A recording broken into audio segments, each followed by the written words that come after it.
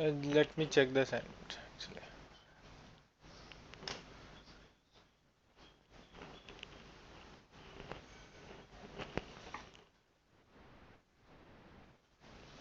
Yeah, like the same thing, like you can do the same thing in different ways. Like if you see Frederick has written the same star tree as a different, whereas you have written in a different way. So that also you can do in multiple ways, okay?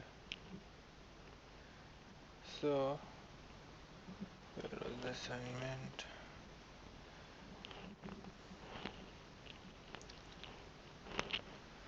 First you are saying assignment 2, right? Okay. So it says write a shell script that names all the files in the current directory that ends in.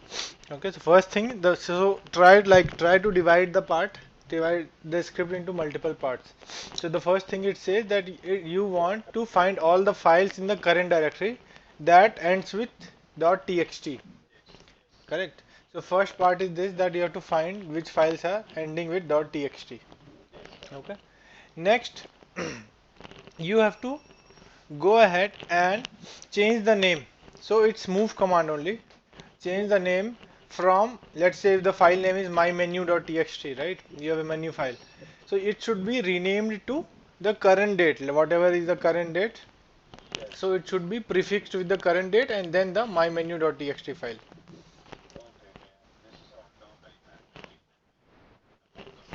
Okay.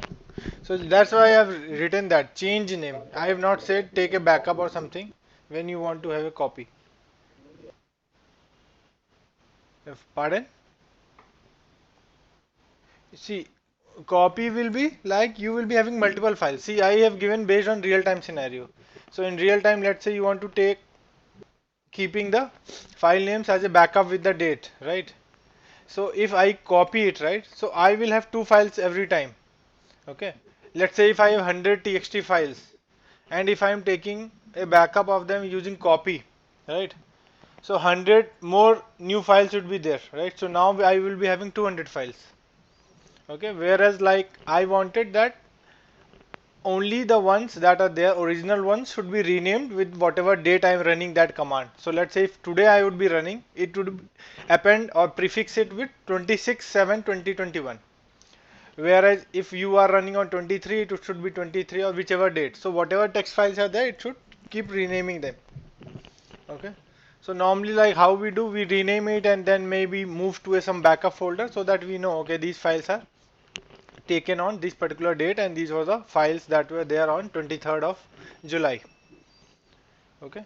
So you can use both. It's not like that it's wrong, but you have to think in more broader picture that how it will be impacting your system. Okay.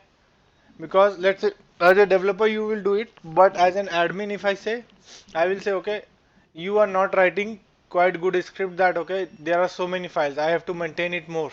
Okay. So whenever you are developing a script or any particular tool, so you have to think that what will be the impact, how it will manage the log, how it will manage the files, how it will auto correct it. Okay. Got it, Frederick? Okay, next. Move is simple move, right? MV command that we have seen earlier, right? Okay. So it's like you can use it as rename. There is separate rename command also available in there. Okay. But normally we use the ones that are standard ones that we normally go ahead and see. Everywhere you might not see a rename command that is not installed, right? So standard ones are the ones that we use that comes by default with all the Linux versions. Okay. Now, yeah, next one. Okay.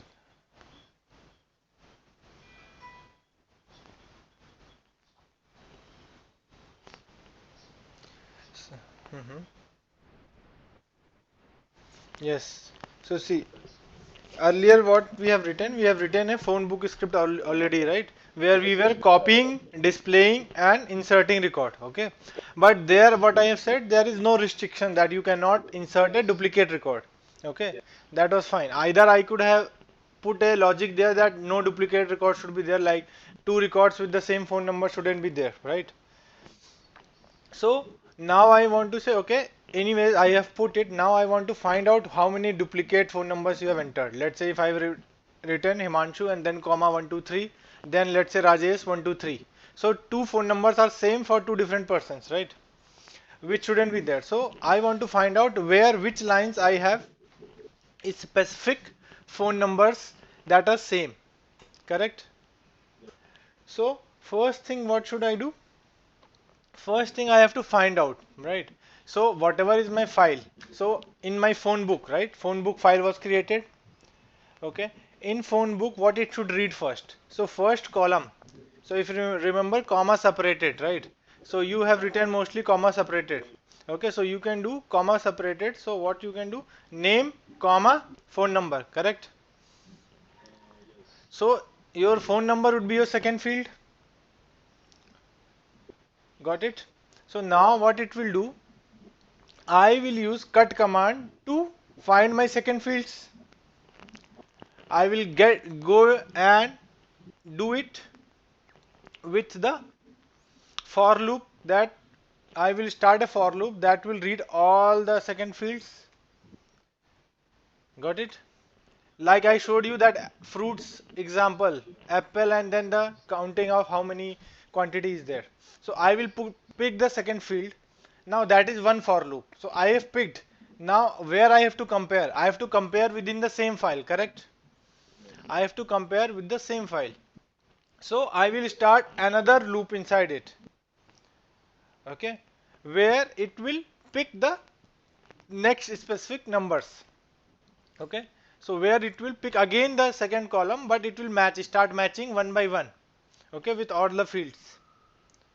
Okay, and it will show you that where it matches multiple times, more than one time. So you have to start a counter also. Okay, because see, when let's say Rajesh, Himanshu and Frederick, all three have 1 2 3, right? So when it will start matching the number, so first time it will match through itself only, correct? The first time it will match itself only, right? Because another loop will start again from the same field. So if one counter is there, so you can put n equal to 0, and as soon as it matches 1, it will take n equal to 1, right? That one match is found, which is fine because one number is there, which is it is searching for itself. But as soon as it goes to the next number, right? If it finds any other number, if condition also would be there, multiple for loops, if condition, so that's why I've given this. So then as soon as it matches one more, what it will do? Increment the n value from 1 to 2. Okay, and as soon as it says okay n is 2 or more than 1, that means there are duplicate records in this particular phone book file. Got it?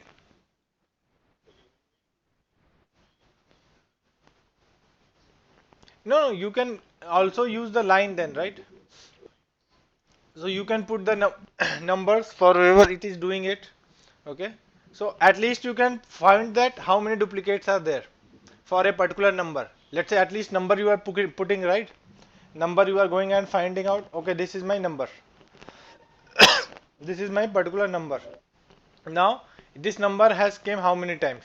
One time, two time, three time. Okay, so that's why I said match the lines that which has the same number. At least even if you found how many times it is there, that is also sufficient. Okay, this I have given to understand that how you will put the logic there.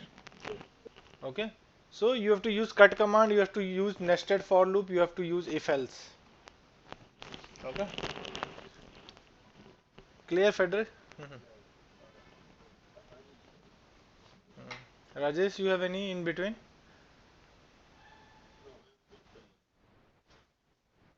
Okay, 7. Write a shell script to count the number of users logged in.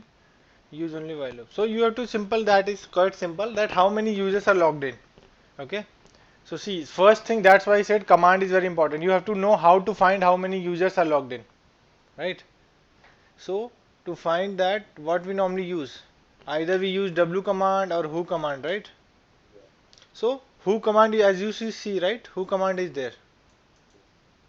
So you can go ahead and see that this is the who command. So what you can do, take the who command output into a file, and then if you remember I told you read line by line, the read option in while loop. That's why I mentioned while loop. So keep reading and adding one counter, again same thing, n equal to 0. As soon as it reads 1, n equal to 0 plus 1, 1, 2, 3. So as soon as it matches all the data from that file, it will give you the specific counter value. Got it? So this is how you have to write it. So it was quite straightforward, not much. Only thing is you have to think of the logic, which one should you use. See, there are other more methods. I will give you command, you can directly do using a command only. I even don't have to do this much scripting. Okay, but that's why I have not taught that command earlier, so that you can use how to use using the programming logic. Okay, any doubts? So I hope it would have given you some practice, good practice. Okay. Yeah.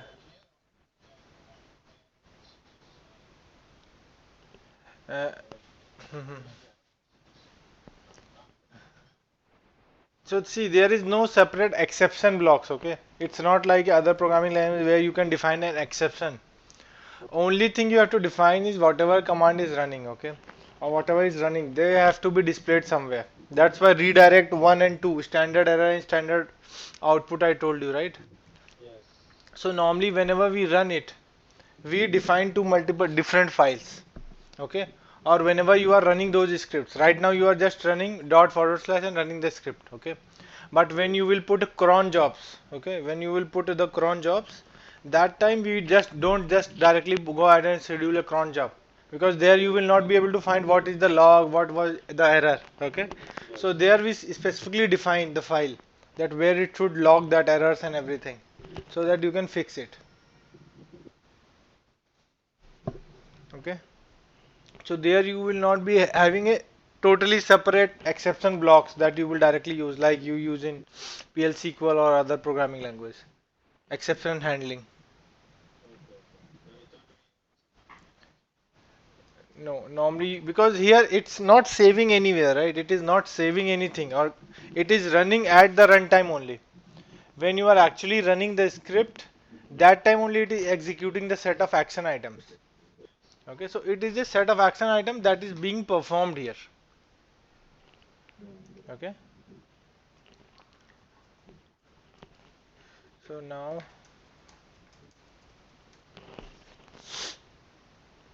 normally you have to think of this only. I think redirect exit codes. Okay, so based on the exit codes you can find out whether the previous program was success or not. Okay, so that's why every entity when you exit it, I prefer to have an exit code with it. Okay, so that next command I normally check in the same script, I check whether the previous execution was successful or not successful, so that it will give a proper message on the screen or in the file log file. Okay, so these are the only specific options which you can use. Got it? Now next let's complete the function first. Okay, so if you can see the screen now, ls-ltr. Okay, so function is very straightforward, not much in function. Only thing is you are defining different modules for different specific entities. Okay, now how does this work?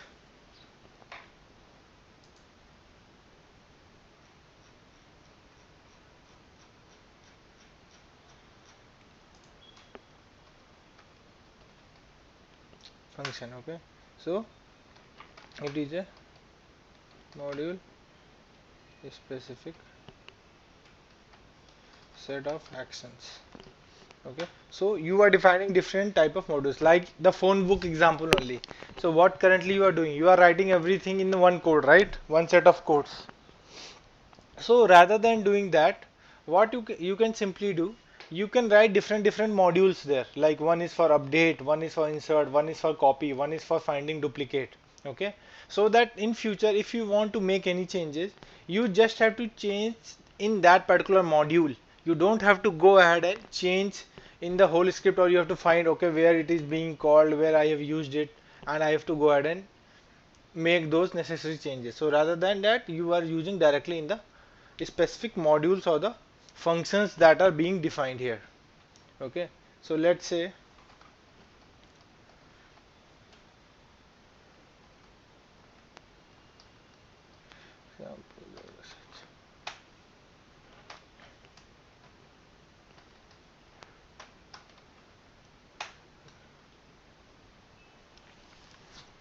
okay, now if I want to go ahead and write, let's say the same thing, the menu based scripts and everything, so we were writing manually. So rather than that, what I can define, I can define a function here. Let's say first thing I will say menu. So normally I will use f underscore menu, so that I know it is a function menu display. Okay, and as soon as I define it, you have to use the braces to define what set of action this function will be doing. So let's say I am doing insert echo, this is sample display. Okay, and next, normally there is no such main body, but normally what we segregate it and simply say the script will start from here. Function will only be internally executed, but it will never be executed until unless it is being called. Okay, it has to be called before running it. Okay, so let's say I have defined this function and I am running this. So if I am not doing anything and just running directly like this, okay, and if I just run it, okay, so see, because there is a set of display statements here, if you see, so it has simply gone ahead and displayed me the output here. Okay, but the same thing, let's say, because here I am displaying it, if I am not displaying it, let's say I am saying it insert hash o n equal to 1, I'm just defining a value to this. But if I run it, so what it has done, it has, sorry, I think I missed this part, function braces. Okay, so this braces, so it will take it as a function. Now if I run it, so it will only start executing from here, it will not execute that functions. Okay, the function that we have written, that will not be executed, that is there in the script, but it has not been called anywhere, it is just internally stored in the script. Now if I want to call that function anywhere in the script, so what I have to just do, f underscore menu underscore display. Okay, and then I can say echo $n. So if I run it, now that function would be called and my n value would be 1 here. Clear? Okay, so you can define multiple functions here, let's say x. Okay, so the multiple functions can be called and it will be displayed here. Okay, now I am calling a function, so after that only it is printing me this is a sample display and the value n, whatever is written in the function. If I comment out this part,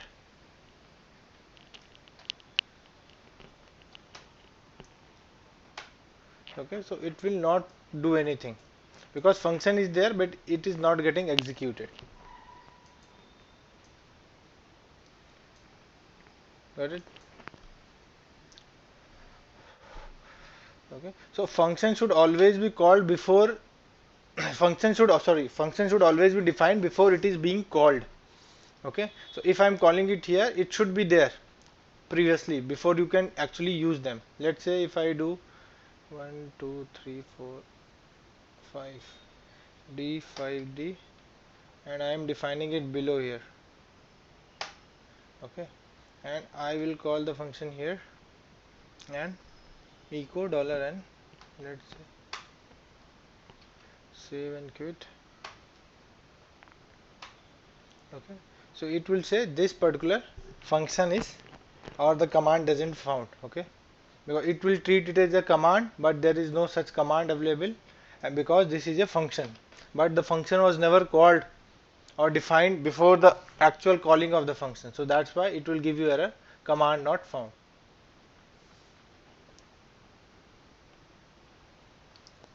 Got it? Yes.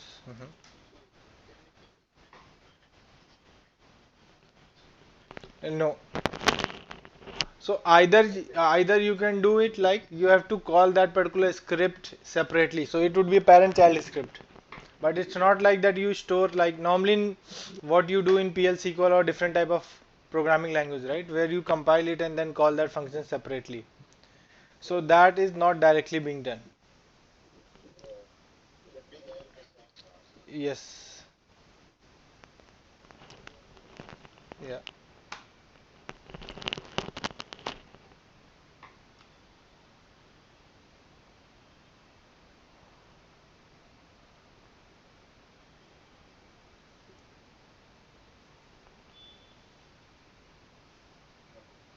Okay, so now let's say if I do d5d again. Okay, so I have defined again previous to its call made. Okay, so now a function will not allow you to return a value whenever it is called. Okay, it's not like other programming language when you define a function and then return a value. Okay, so what it does, it returns a value based on 0 or 1. Same thing, 0 for success and non-zero for some kind of failure. Okay, so now if I want to see if I have called my function here and see x, okay, and dollar question mark, right, like we were doing exit codes, same way to tell the script whether the function execution was successful or not, because if I put exit, right, exit will exit out from my script. Okay, so to tell whether my function was successful or not, by default, let's say if I run this, it will give 0. 0 means success, my function call was successfully made.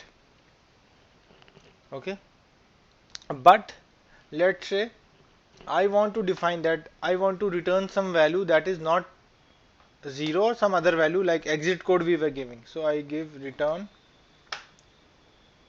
31. Okay, so I will just say return 31. So now whenever this function would be executed, the exit code or the code that it actually returns to the system will be 31, that this function exited with a code 31.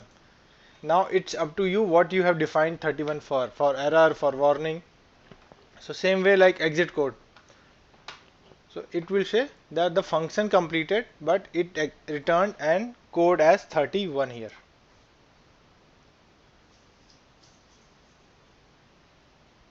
Getting it?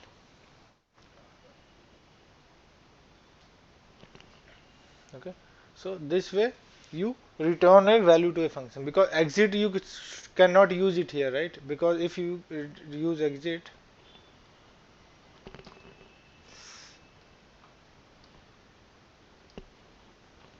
exit would have a different impact. Exit 31, right? So see, it has executed it but exited from there, but it doesn't know what value that it wanted to display, whether the previous was successful or not, function was successful or not. Okay, so that was not done there. So that's why you have to use return codes with functions, not exit. Return codes have to be used with your functions here to see whether the function was successful or not. So again, this will help you to same thing, trap your exceptions, whether the exceptions are there or not there.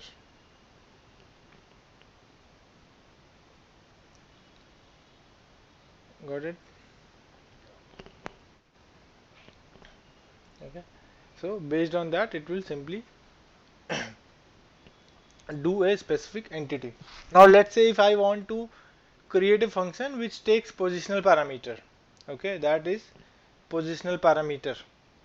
Okay, so what I will do simply, let's say I will write another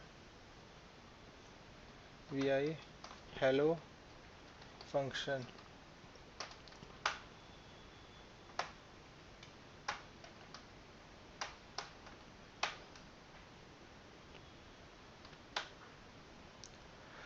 Okay, and let's say I will say greet.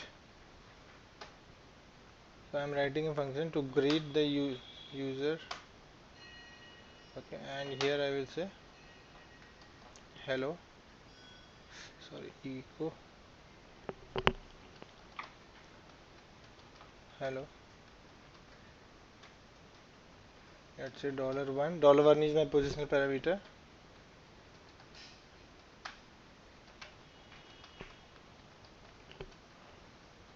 Okay, so this is a function that I am defined. Now to make that function call, let's say I will say main here. This is mainly just for understanding that it will start executing here. Function would internally be executed but not displayed. Okay, and then let's say if I say greet, so I will call the function and I will pass that parameter directly to that functions. Okay, so whatever value is there, it will be directly passed to that function. Let's say I will say, if I say like this, okay, so what it will take, this will take parameter $1. You are not defining outside, you are defining it here. So let's say if I save it like this,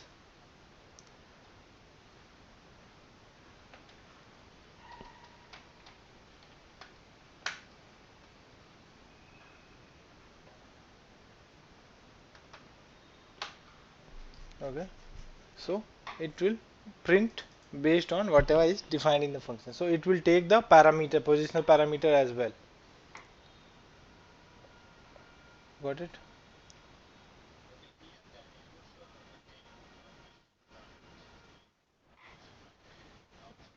You can use it. Let me show you. But yes. So it will take what you have defined in function actually. Let's say I will give it here, Rajesh.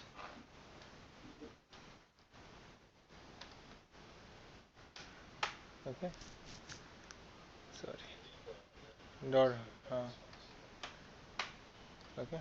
So see, it will still print the same. What is passed to that particular specific function, that will be taken as that parameter. Okay. So it is the same thing, like $0 is the function name and the other parameters are the positional parameters. Okay, and it will also have the same thing, dollar hash, dollar star, that we say like which position is passed to which function. So it will be the same thing. Okay, so let's say if you want to take from outside, so what you can normally do, oh, I will say $1. This $1 is from outside. I will say v underscore name equal to $1, and then here I will pass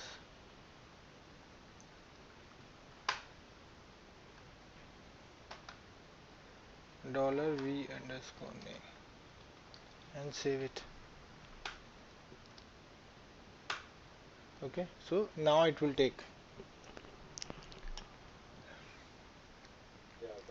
Okay, but normally it's good practice is to define separately like $1, because if I say $1 here also, right, directly if I would have said also $1 here, that will also work, but it becomes confusing many times. Okay, that is this $1 taking from outside or inside. That's why I've defined it separately. that it will take always from inside whatever you have passed. It has no relation with outside positional parameters that you are defining, okay, to the script. It is internal that you are defining to the function, okay. So this is how your function works. So you can have multiple functions. Inside function you can have for loop, if conditions, while loop, until, whatever we have learned, all we can use inside these functions. Everything can be used inside the functions, and you can have multiple functions and a function calling other function as well. So let's say if I say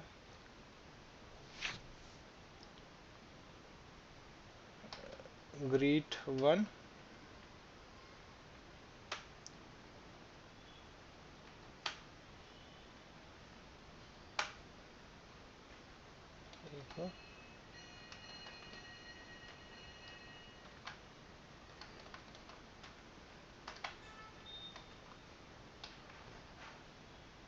okay, and here I will first say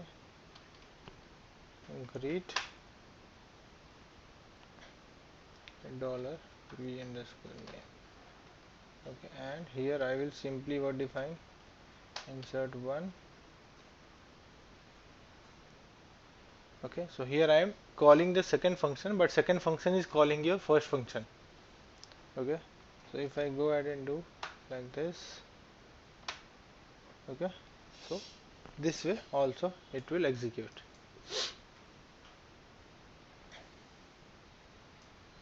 Got it? Any questions?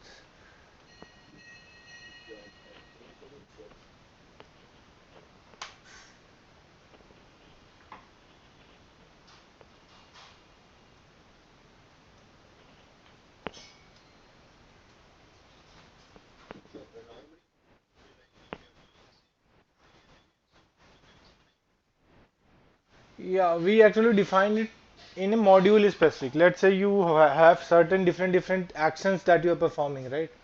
So rather than writing everything in one specific set of lines, you can define it in different modules. You will say one will be used for update, one for delete, so that you can only call that particular function. You don't have to make any change. So let's say tomorrow I want to make any changes. So I will change only here. I don't have to do anything below here. I will not do anything. I will only change here. I will check the logic whether if the username is same as the user who is connected, right? So based on that, I can do any set of action items.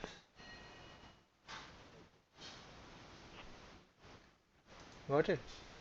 So this way your function works. Okay. So the only logic in function is that it should always be defined before its call is made.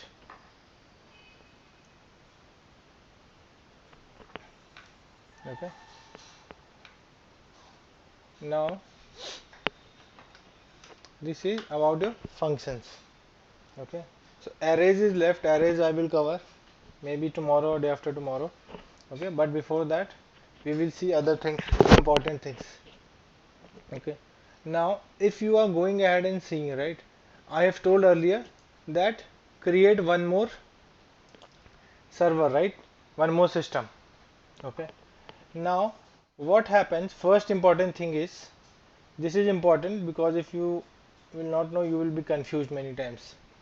So if you want to run a script on my first server and execute it on second server, okay, remotely, so it will be called as remote execution of your shell script. Okay, so how can we do that? Okay, how can I go ahead and execute a script from one server to other server? Okay, so what should be doing to do that?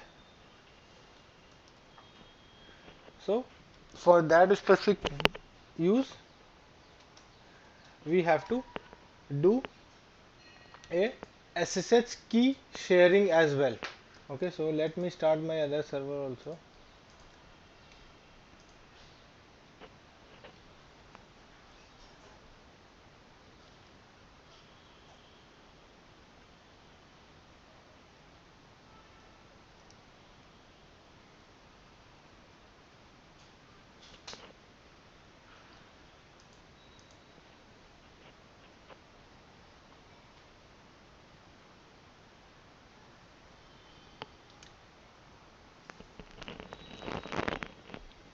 See now, this is a different server, OEL7 shell 1. Okay, remember, and this is OEL shell only. Okay, so these are two different servers. Now what I can, let me see the IP of it, root. And if one sec.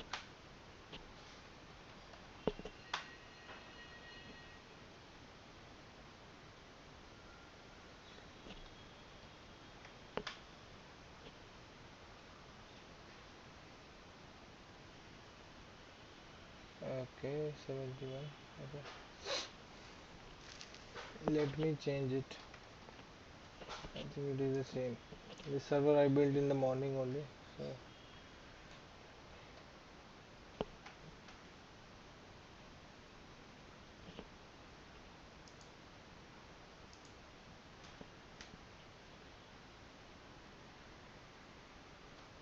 yeah, because both server is having same IPs, that's why disconnected when I started.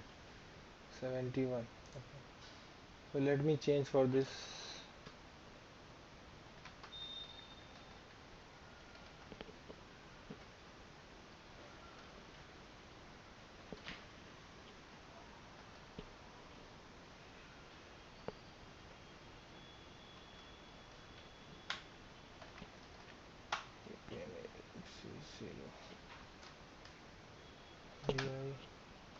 FCFG hyphen ENP 0S8. Okay, and I will change this address as 2 system secret.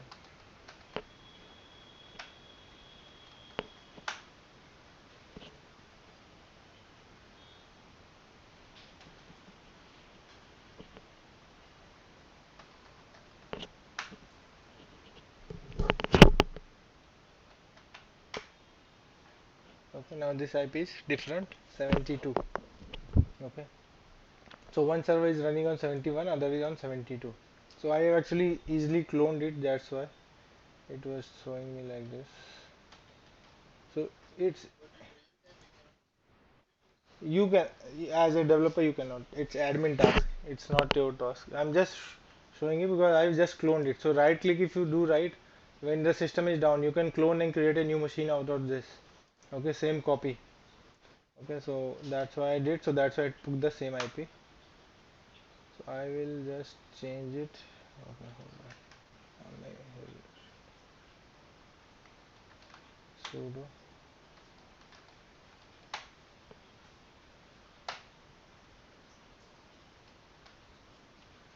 dot 168.56.72 OEL 7 class 1.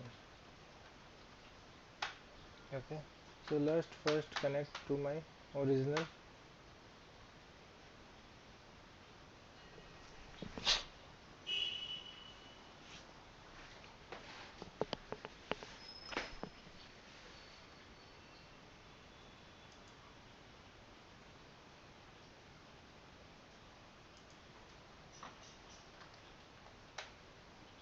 Okay, and I will open one more terminal.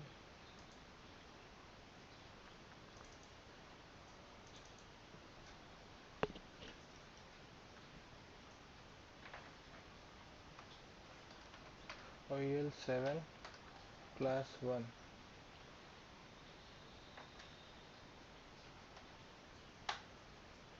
Yes,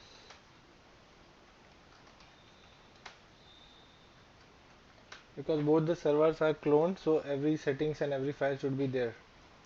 Only file missing, if you see it here, would not be any file that I created today, the function file. In today's class, whatever I created, that file you cannot see here. Okay, so this is my shell 1 server and this is my shell server. Getting it? Okay, now normally what we do, so first important thing, when you are doing it remotely, let's say you have multiple systems, right, where you are doing development and you want to run it from one system to other system. Okay, first important thing is that system should be reachable from your specific server. So if I do ping OEL 7, so ping command is used to check whether the connectivity is going or not. Shell 1, this server. So it says no such service name known, because I have not defined that in the etc host. So normally your system admin will do that, so no need to worry. So etc hosts, or in the DNS server, any one places it would be there. So what I will do, I will put this entry. If there is no DNS server in your organization, then etc host file is used to check where it has to connect, which IP address. So it wants to resolve the IP address, so that time it will go ahead and use it. So I will first switch to root and insert via etc hosts.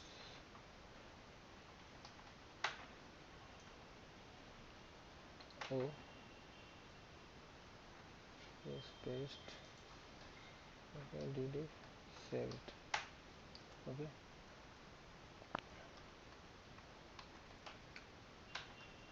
Now if I ping it,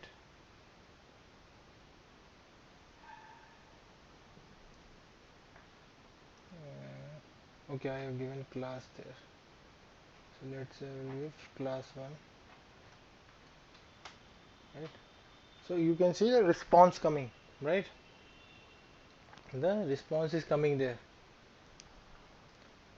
Okay, so the first thing, important thing, if you want to remotely go ahead and run any command to any specific server, so many times like from your server you are running commands to AWS server or somewhere, so that connectivity should be there first, okay, before you can execute anything, correct?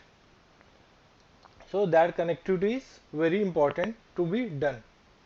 Next, what should I do now if I have to execute a command? Okay, so let's say this is my main server, normal, nothing is there, and this is my shell 1 server. Okay, so what I will do, I will make some files, mkdir test.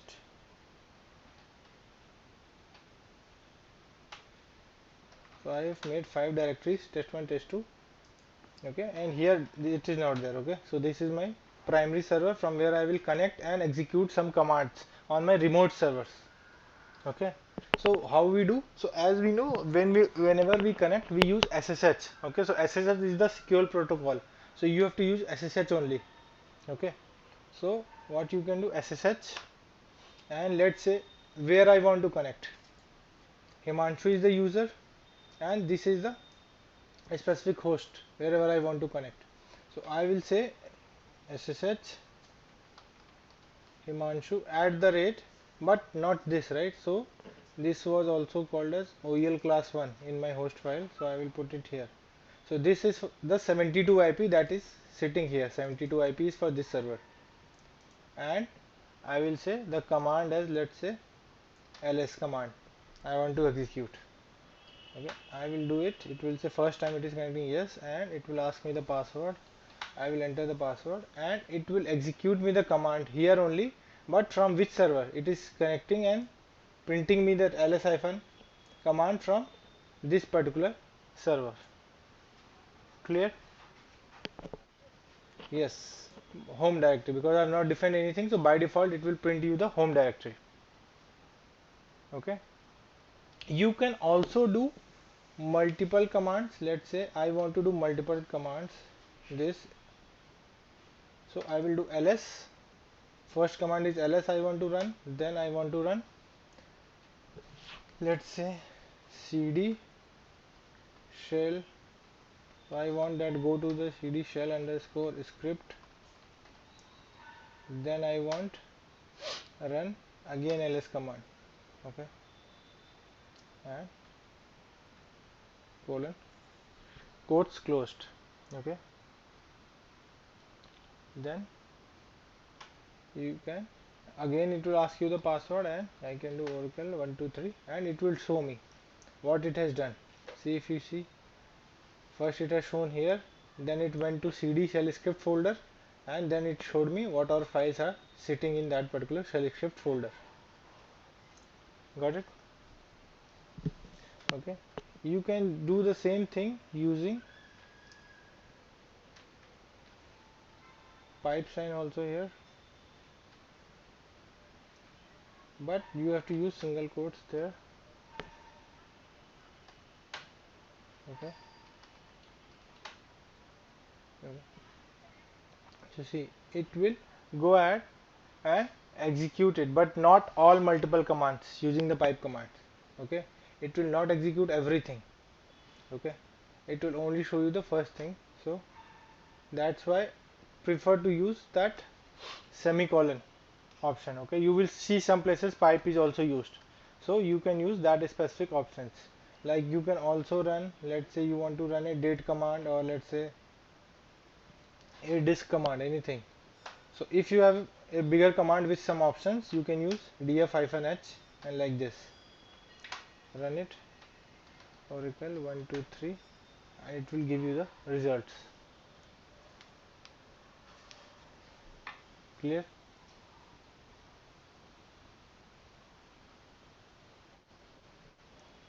That is a command to check the file system actually. File system. To check the file system, which file. Like you have C, D drive, right, in Windows.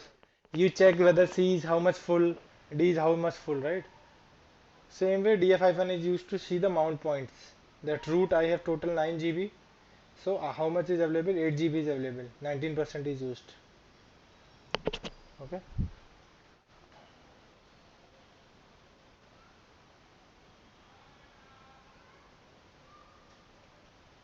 Uh, no.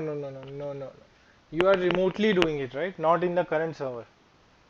You are remotely doing it. So that's why it will go ahead and do that way. Okay.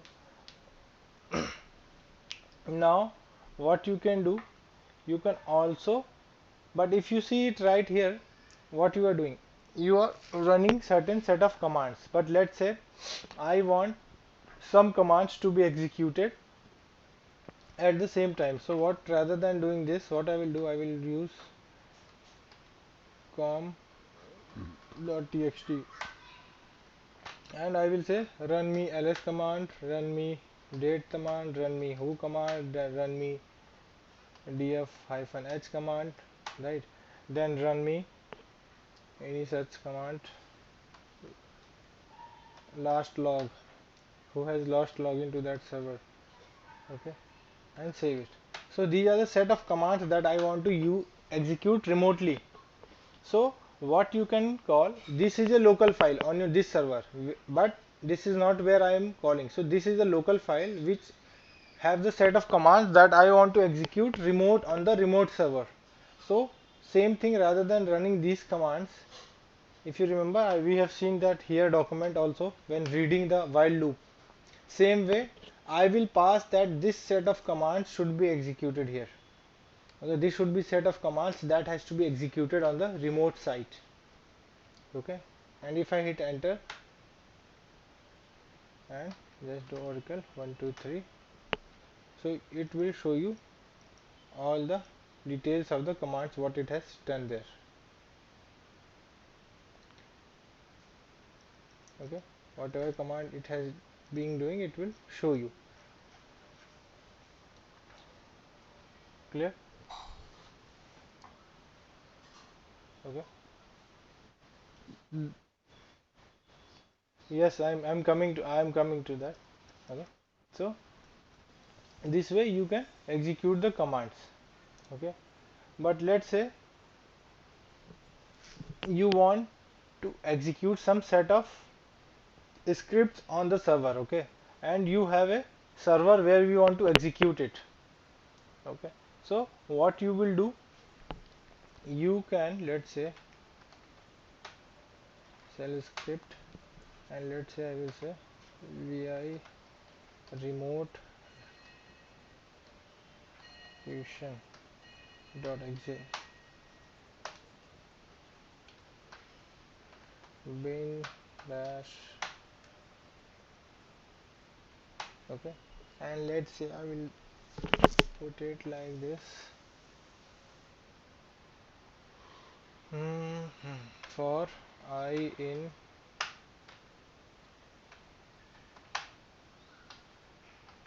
cat I will create this file. So I will put all my server list here, whatever I want to put. List do ssh. Okay. Now when you are using this script via remotely, use option -t. So it will not show you the full terminal details that it just now showed you. If I will show you once I close it. So -t and which server name. So I will say $I. I will pick, and then what you will do, same way like we have used just now the here document. So when you are doing multiple entities, what you will do, you use double here document. See, this is the opposite of redirect. Okay, and what I am telling, till you get the EUL or end of file EUF. Okay, what you can do, you can execute certain entities like your date ls, okay, and then host name, and then end of file. Okay, so for every loop it will go ahead and execute on that particular server. Save it and change mode 755.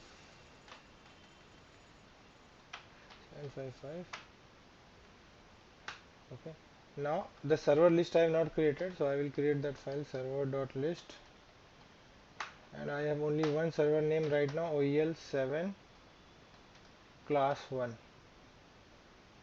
Okay, so I will put that server only and enter. Now if I execute this,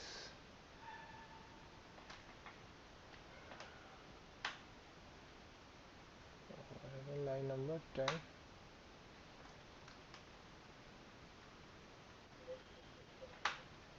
oh sorry,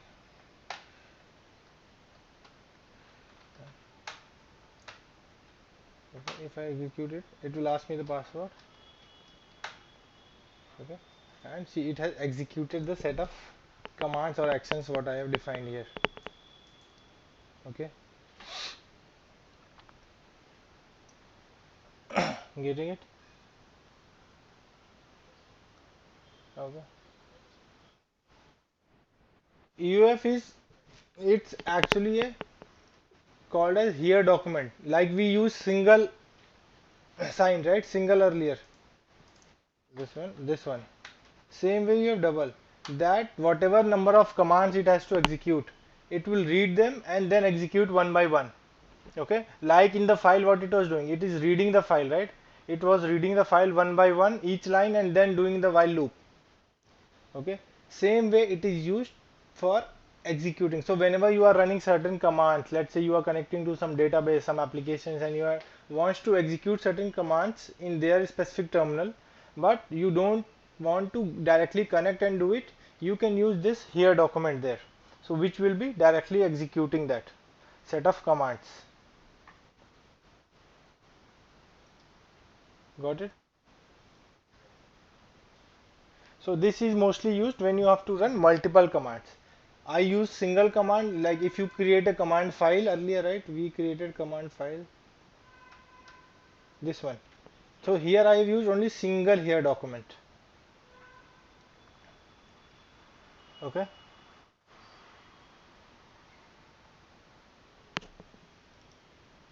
Got it. And hyphen capital T, why I have given? I was going to show you. So if you see, this warning is there. Okay. So because it is not a standard input, it is remotely doing it. So to avoid this warning, this time when I executed remote execution, it didn't give me that warning. Okay, because -t will suppress that, because we are remotely doing it. That's why I used -t.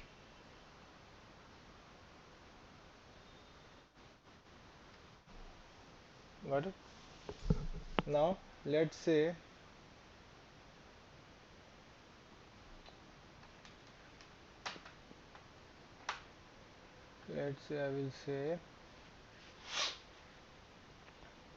I will insert var equal to,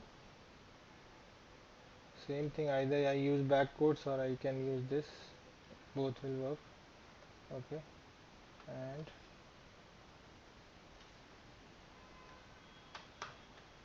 I'm defining a variable taking the value from where, from the remote server, insert v underscore name. Okay, if you try to do this, let's see. Hostname command, it will execute where, and let's say if you, okay, and echo dollar v underscore where, echo dollar v underscore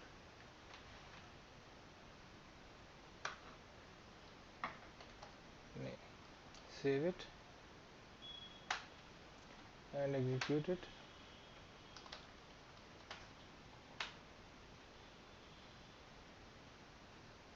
Hold on.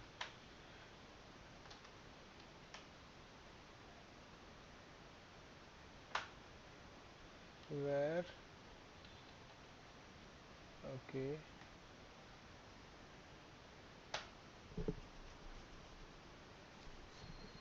let me comment it for now.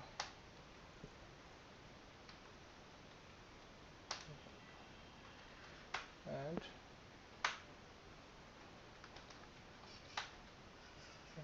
so see, it has taken that variable value, but it will not display you locally.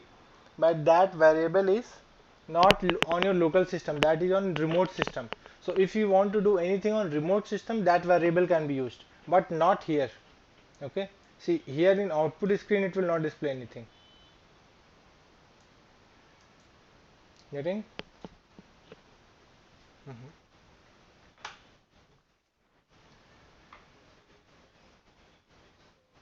So if you want to do any specific task, right? If let's say you want to do any specific task here, let's say on the remote server, not here, on the local system, let's say echo you are on the remote system, and let's say I will take some value here as that I will put $1. I will take a positional parameter on remote system $v underscore name, double quotes closed, save it. Sorry, I have not given.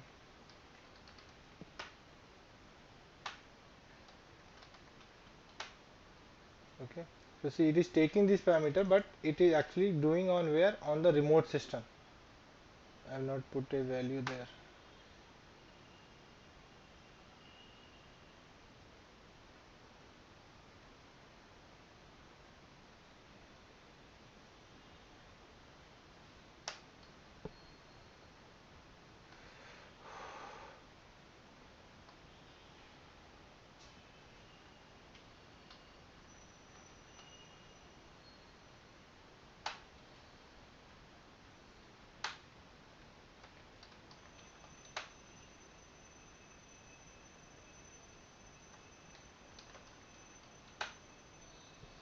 Okay, so see it will take the variable in, no, local variable and pass it there, but it will not go ahead and take it the remote variable. See, remote variable it is not taking. I am trying to give host name, it is not picking there, right? Why? Now let's see. So when I'm giving like this or like dollar, it is not assigning that variable value. Okay, when you are doing it remotely SSH, it is not taking that. So how to go ahead and correct it? So you have to go ahead here and same thing, it will take that value and it should be within your double quotes. Okay, so now this command will be storing a value and then it will go ahead and print you the actual value, what value you are going ahead and trying to execute. Now if I run it,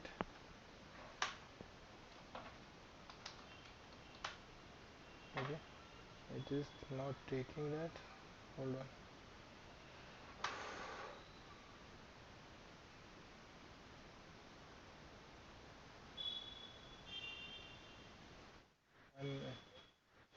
No.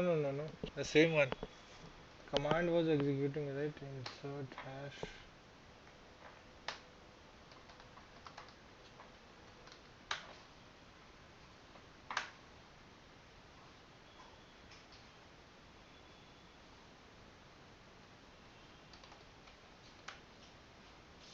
Okay, this is executing.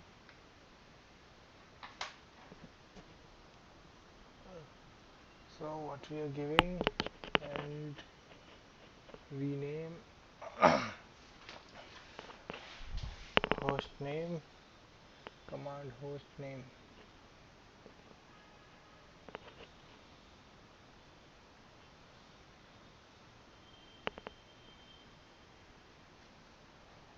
Just a second.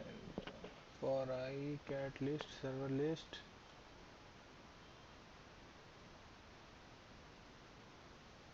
Okay. Yeah, I was doing this. Okay, just a second.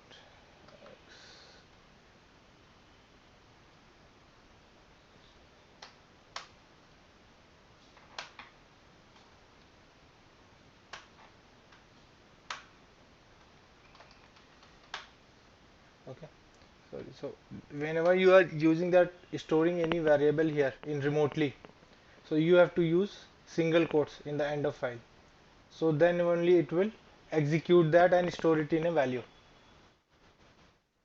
Okay, when you are defining a variable, if you are not defining and directly running a command, it is not needed. But when you are defining a variable there remotely, you have to use single quotes in this. So this is EOF is not any standard name. Okay, you can use, let's say, sorry, insert. You can use anything like any name, FRED also. Okay, any specific name. Only thing is here also it should end with the same name, FRED. Okay, so it should end with the same name.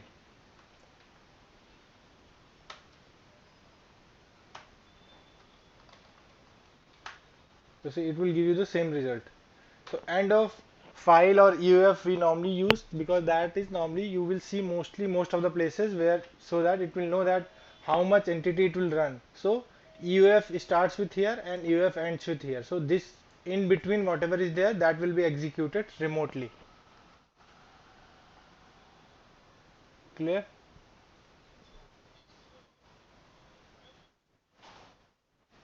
Which one?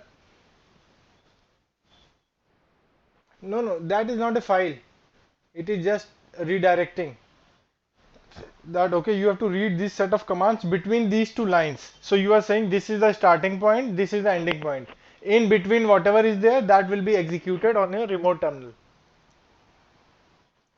Okay, same way, like if I show it here, earlier I have shown you a script, shell script.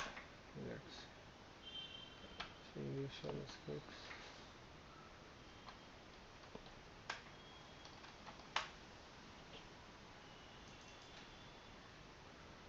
Let's see if I need to tell anything. To see what I am doing it here, see here, this is an SQL plus command that is normally used for connecting to Oracle databases. Okay, so this is a command for connecting to Oracle databases. Now I want the script should connect to database and do certain set of action items, right? So I have defined it in between EOF, end of file. Okay, so whatever is written inside it, it will be executed.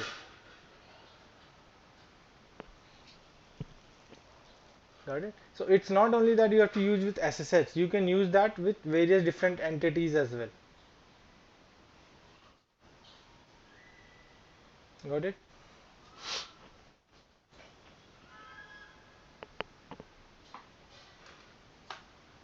Now, one thing, you have time, right? 5 minutes. Okay. So now if you see right now what I am doing, whenever I am executing, it is asking me a password and I have to enter it, right? So it is not very good shell script, right? That I have to every time enter a password. So how will it run on a cron, right? If I set on a scheduled entity, it will keep waiting for me to enter the password, correct? So there is an option of passwordless SSH connectivity. Okay, passwordless means that you don't have to give any password. It will automatically authenticate based on the keys. Okay, so if you have heard of public and private keys, okay, so why a key is used to uh, authenticate whether the user, whoever is trying to connect, is a genuine user or not without asking you for a password. Clear? Okay, so now if my user, this user Himanshu, is connecting to Himanshu here also, but OEL cell 1 on a different server, right? So what should I do? I have to go ahead and set up a passwordless SSH. Okay, by default you have to set up a passwordless SSH only. Okay, there is other tools also, because SSH will not take any password using script. Okay, because SSH is a secure tool that will not take any passwords. Okay, it has to take the password individually only. You have to enter only. It will not take via any automation scripts or anything. Okay, so for that specific reason, what you can do, you can set up a passwordless SSH connectivity. Okay, so now if I show you how to set up, so it will be based on from where to where you want to connect. So my source system is this. Okay, this is my main system where from where I will be connecting to my this server OEL7 1, right? So now what I am doing, if you see, there is a folder .ssh. Okay, if I go ahead inside it here, every user will be having it. If you are using SSH connectivity from that user to other systems, .ssh folder would be there.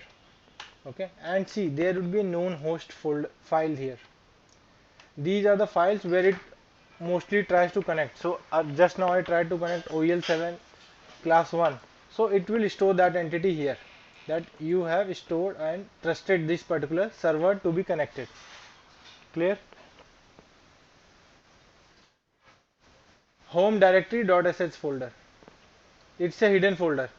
Normally if you do ls-ltr you will not see. I have done ls-la, see, .ssh. Got it? So like when I first connected somewhere here, see, first I am connected, that time it said, do you want to make sure that this is authenticated host that you are trying to connect. So once that was said yes, so as soon as it did yes, so you see it has said permanently added this to the list of known hosts. So where is this known host file? This is under your home directory of the user.ssh folder. Clear? But now this is just simply that, okay, I am going ahead and connecting it. I am just simply going ahead and storing it, but I want passwordless SSH. Okay, that I don't want to put any password to for my connectivity. So what I will do, there is a three-step process, easy one. What you first you have to do, you have to generate a public and private key.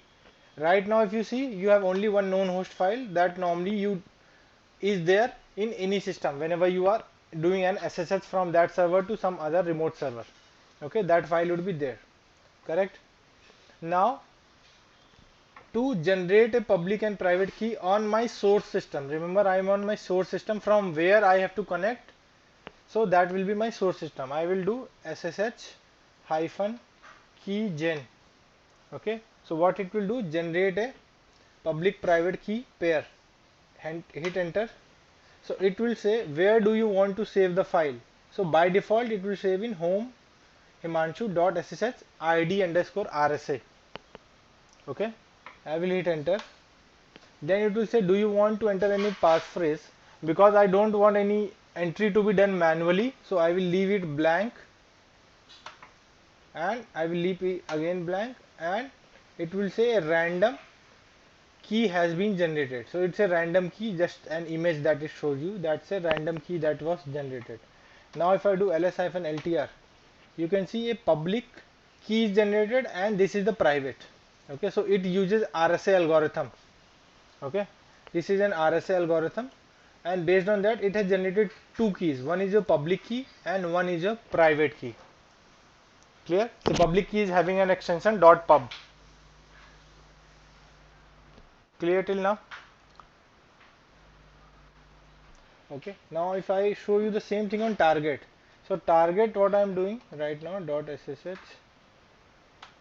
Okay, so because it has never connected, no such file or directory is there right now, dot ssh. Okay, so my public and private is generated. Now I have to register my public to the target system whenever, so that whenever my source will try to connect to target, so the target will authenticate that okay, this key or this public key is trusted and it will allow you connection without any password.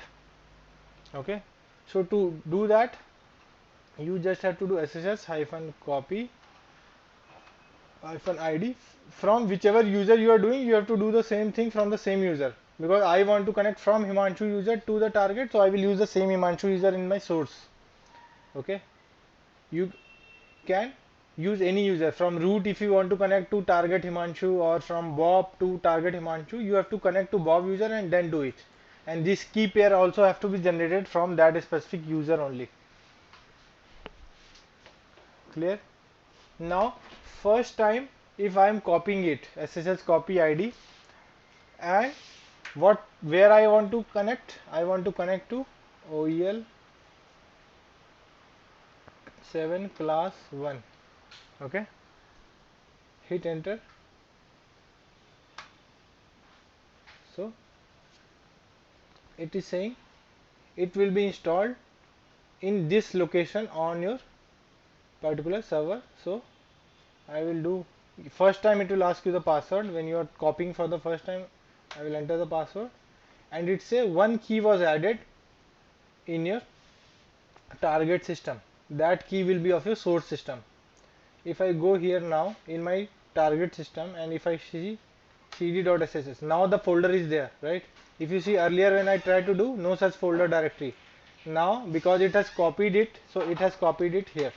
If you see authorized keys, so this is the key that has been authorized here. See it here, right? This is the key that if someone connects from himanshu@OEL7shell.lab, that will be authenticated connection. Clear? And actually this is the same public key that you can see it here. If I open this public file, right, it is the same value. Okay, it is the same value here. If you can compare it separately, it will be the same value. So even if you don't want to copy, say you don't want to run that, you can simply copy here the content of this file and open this file via editor, paste it, and that will also work the same way. Okay, so you don't have to do like this step. You can, if you want to do manually, but this will do automatically. But if you want to do manually, so then you have to just copy and paste it there. Clear? Now if I want to go ahead and do the same thing, let's say my shell script was there, cd shell. Okay, now if I want to execute, let's say I want to execute this. Earlier it was asking password, right? Now it say it, I just executed and it completed fine, right? Without any password anywhere. Correct? So this you can do remotely without password, because whenever you will schedule jobs, so you have to make sure there is a passwordless connectivity available between the source and the target system, from where you are running and to where there should be a passwordless SSH connectivity. Right now what we have done, from class to class 1 lab we have done that, but reverse if you try to do, it will still ask you the password. From class 1 to class, it will not connect, it will ask you the password, because the key is added only for your specific class host name to your class 1. Okay, not the vice versa. Got it? So if I have to do it from here to there, from shell 1 to shell previous one, then I have to first generate a key pair here also, because there is no key pair here. Okay, there is no key pair. So I have to generate a key pair and do the same step. Got it?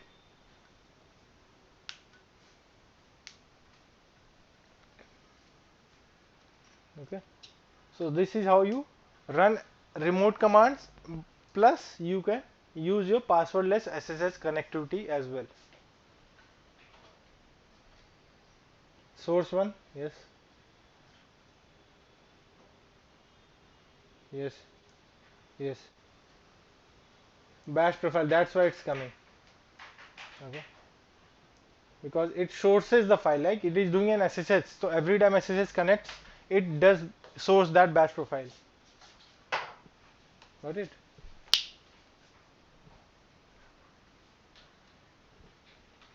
Okay. So try to practice this. Try to create in this server. I think you already have that server. Try to connect in. Try to run remote commands. Try to do this passwordless SSH connectivity. This will be very useful. Like many times, like many people ask me how to run remotely without password. So you have to use this passwordless SSH connectivity. Okay, and I will give you a note also on this separately. I have a video also on this and my blog also, so you can check this. So the exact step what I have done just for passwordless connectivity, you can use that step. Okay, so I pasted in the group.